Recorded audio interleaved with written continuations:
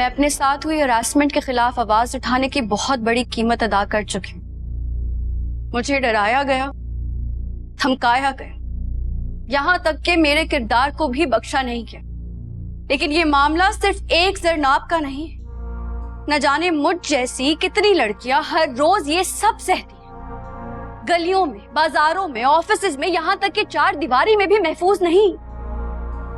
पाकिस्तान जैसे under developed मुल्क में जहां आधी आबादी औरतों की है, वहां एजुकेटेड टैलेंटेड लड़कियां जब इंडिपेंडेंट होकर अपने माँ बाप के लिए, अपने बहन भाइयों के लिए, अपने घर वालों के लिए उनका फाइनेंशियल बर्डन कम करने के लिए निकलती हैं, तो उन्हें ऐसे ही इंसानी खालों में भेड़ियों का सामना करना पड़ता है।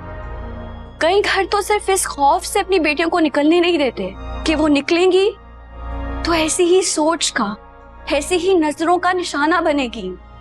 इस बीमार माइंडसेट ने न जाने कितनी पढ़ी लिखी लड़कियों की डिग्रियों को रद्दी में मिला दी। मैं ये नहीं कहती कि हमें इस तख्त पे बिठा दो, बात सिर्फ इतनी है कि हमें बाइज्जत तरीके से जीने का हक मत छीने।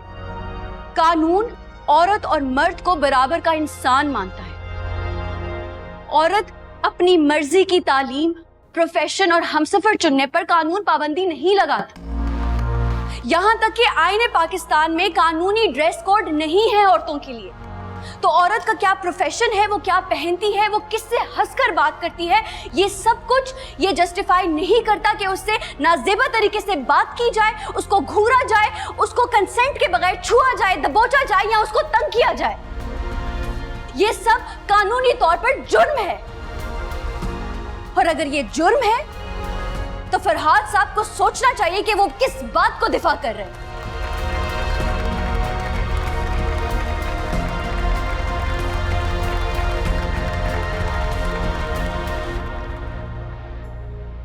That's all, Your Honor.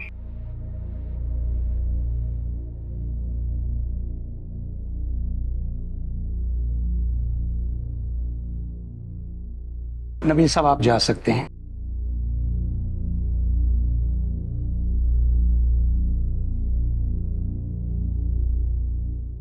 Case का फैसला कोर्ट कल सुनाएगा। Court adjourn.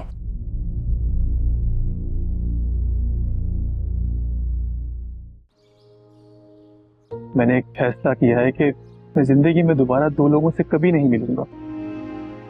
एक तुमसे, क्योंकि मैं तुम्हें कभी फेस नहीं कर पाऊंगा, और दूसरा भाई से, क्योंकि मैं उन्हें फेस करना ही नहीं चाहता। ये सच है कि उन्होंने माँ बाप के बाद मुझे पाला है, मगर मेरा वहां रहना मुश्किल हो गया है। राहिल, इस सब में तुम्हारा कोई कसूर नहीं है। हाँ, कसूर नहीं है, मगर माँ मैं तुम्हारा सामना नहीं कर सकता।